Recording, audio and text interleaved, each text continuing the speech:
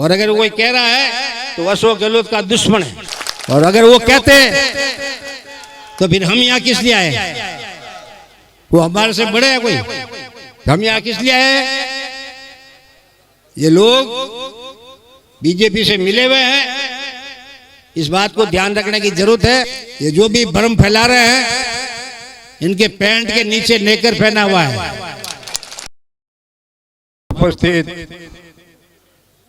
हमारे जिला प्रमुख आदरणीय लीलाजी मदेरणा, भाई जसवंत सिंह जी कछवा साहब, कांग्रेस की प्रत्याशी होशिया की विधायक बहन दिव्या मदेरणा, मंच पर उपस्थित सभी हमारे जनप्रतिनिधिगण, उपस्थित सभी बुजुर्गों, माताओं और बहनों और नौजवान दोस्तों, अभी वकील साहब ने और जसवंत जी ने जैसे कहा कि 2018 का जो दिव्या जी का जो चुनाव था, उस मीटिंग में भी हम लोग आपके बीच में आए थे, जसवंत जी भी थे और मैं भी था, और भी हमारे कई साथी थे। और उस समय आप लोगों से निवेदन किया था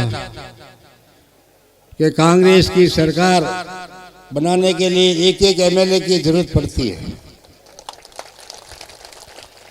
और आप सबको मालूम है कि आपने भारी तादाद के अंदर जो आपके मतानिया, रामपुरा, तिवरी, बालरवा, बींजवाड़िया, ये तमाम जो क्षेत्र था, जो लोगों को भ्रम था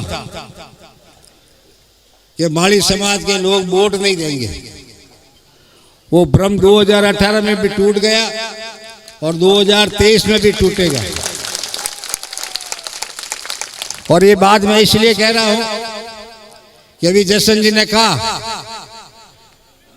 कि अशोक गहलोत साहब का आदेश है, और अशोक गहलोत साहब ने कहा है कि भाई कांग्रेस की मेजोरिटी आएगी तभी तो मुख्यमंत्री अशोक गहलोत साहब बनेंगे, और मेजोरिटी नहीं आएगी तो कैसे बनेंगे? आप लोगों को मालूम है कि 2020 में जब बीजेपी के नेता पूरे देश के अंदर कोटा, कर्नाटक में, गोवा में, महाराष्ट्र में, मध्य प्रदेश में, सब जगह सरकारें गिराते आए, और राजस्थान में आके फिर क्या हुआ? तो टाई फिश अभी आप कह रहे हो, तो ये टाई फिश करने में योगदान दिव्या जी के भी शामिल है। तो दोस्तों, अगर कांग्रेस के लोग अगर मजबूती के साथ जोधपुर जिले के तमाम एमएलए अशोक गहलोत साहब के साथ कंधे से कंधा मिलाकर अगर खड़े नहीं रहते, तो आप बताओ क्या होता? इसलिए ये जो भी भ्रम फैला रहे हैं, इनके पैंट के नीचे नेकर पहना हुआ है। ये बता देता हूं मैं आपको, इस गलतफहमी में नहीं आना है। कांग्रेस रहेगी तो अशोक गहलोत साहब भी रहेंगे, दिव्या जी भी रहेंगे। अशोक गहलोत साहब ने कोई काम करने में कमी रखी है, दिव्या जी ने कमी रखी? हाँ, ये अपने क्षेत्र के अंदर जो विकास की गंगा बही है, और एक मुख्यमंत्री जिस जिले का होना बहुत गर्व की बात होती है।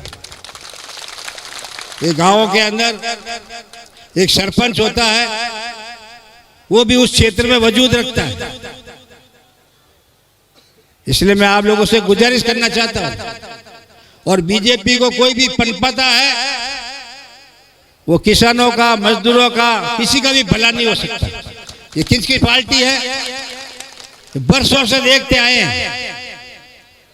अभी जसवंत जी ने कहा कि अशोक गहलोत साहब जब एमपी का चुनाव लड़ते थे, तो मैं भी अशोक गहलोत साहब के साथ कई दफा ये मताड़े के अंदर जो बाईपास जो रोड है, ये बाईपास तो अब ये आपके हो गया। पहले फाटक के इधर से जो रास्ता था, इधर भौर जी, रामपुरा वाले, रणजीत सिंह जी, तमाम जो यहाँ अपने वो कवि जो चारण साहब जो कविता बोलते थे, हैं रमनदास जी, वो अर्जुन जी के फादर, कई लोग हम, अब बताओ उस समय सब लोग नेता मिलकर चुनाव लड़ते थे, सभी लोग मिल, परिवार अगर एक नहीं होगा तो फिर कैसे चलेगा। इसलिए मैं आप लोगों से गुजारिश करने के लिए आज स्पेशल इस काम के लिए आए। हमारे को भी मालूम पड़ा पेशावर परियार और रामकिशोर, रचल सिंह, ये तमाम जो सरपंच लोग हैं ये भी चिंता कर रहे थे। जैसा लोगों में ये भ्रम है कि लोग कह रहे हैं कि अशोक जी ने मना किया। मैं कि अशोक जी ने मना किया, मैं किसने कहा ये कि? और अगर कोई कह रहा है तो अशोक गहलोत का दुश्मन है, ये बता देता हूं मैं। और अगर वो कहते तो फिर हम यहाँ किस लिए आए? वो हमारे से बड़े हैं कोई?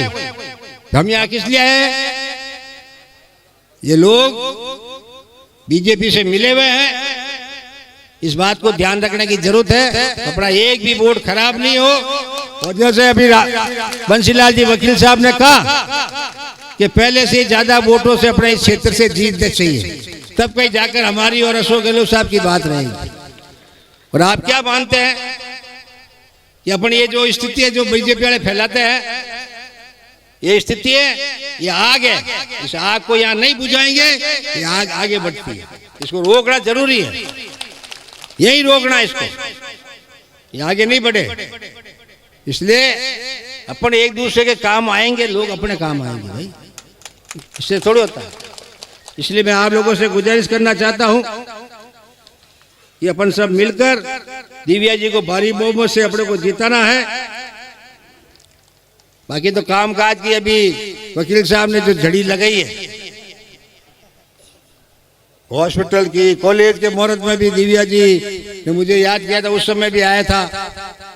और हॉस्पिटल, सैटेलाइट हॉस्पिटल, आप बताओ अगर ये कड़ी से कड़ी नहीं जुड़ी हुई होती तो फिर कैसे होता? आज सड़क आपकी देशु तक बन रही है, दूसरे तमाम जो काम हुए हैं तो अशोक गहलोत साहब और दिव्या जी वगैरह सब मिलकर ही तो करवाते, कोई अकेले कोई करवा सकता है? तो मैं इस मौके पर ज्यादा लंबी बात नहीं कहता, आपसे गुजारिश करना चाहता हूं। और आज का जो घोषणा पत्र जो आप लोगों को मालूम पड़ा है, आज अशोक गहलोत साहब ने जो घोषणा पत्र कांग्रेस का जो जारी किया है, उसके अंदर जो आप ज्यादातर किसान परिवारों से हैं, किसानों के लिए जो समर्थन मूल्य, उसके लिए कानून बनाया जाएगा कि आपके समर्थन मूल्य में आप फसल का दाम आपको मिले, आपको घाटा नहीं हो। इस तरह का कानून के लिए अशोक गहलोत साहब ने आज घोषणा की है। चिरंजीवी योजना जो 25 लाख के गरीब आदमी का इलाज कराना कितना भारी पड़ता है, जमीनें बिक जाती थी, अड्डाने रखनी पड़ती थी, आप सब जानते हैं भाई। पैसे वाले तो कहीं भी करवा लेंगे, गरीब आदमी की स्थिति क्या होती? गांव में साहूकार जमीनें रखवाते हैं और गहने वगैरह सब रखवाते हैं, पर अपने बुजुर्गों का इलाज कराना वो जरूरी समझते हैं। इलाज के लिए अशोक गहलोत साहब ने, अब आज उन गरीबों को देखने की जरूरत नहीं है। राजस्थान की सरकार ने तय किया कि हम 25 लाख के अंदर उसका इलाज कर रहे थे। हमारी सरकार आप बनाओगे वापस तो 50 लाख तक आपका इलाज फ्री करेंगे। ये कम बात है?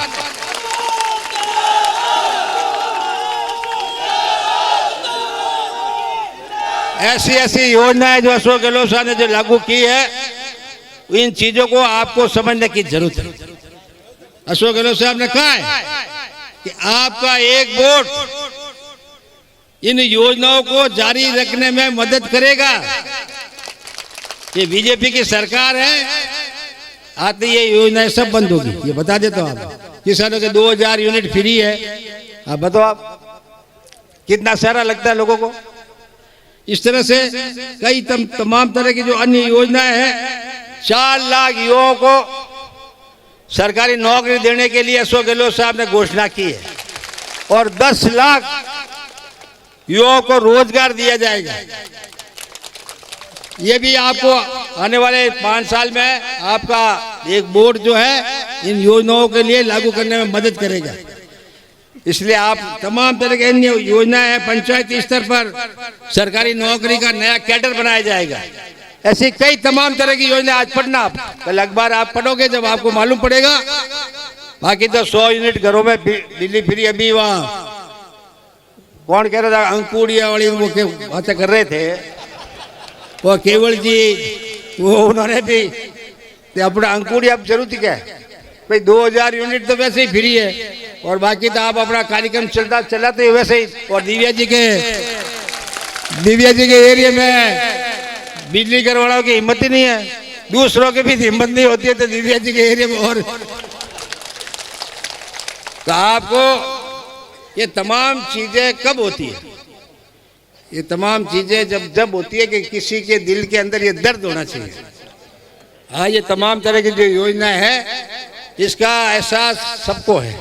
इसलिए अपना भला कांग्रेस के अंदर है और भारी बहुमत से जिस तरह का जो आज सैलाब, ये जन सैलाब जो दिख रहा है, ये इस बात का प्रतीक है कि 3 तारीख को जो रिजल्ट क्या आने वाला है ओसिया विधानसभा क्षेत्र का।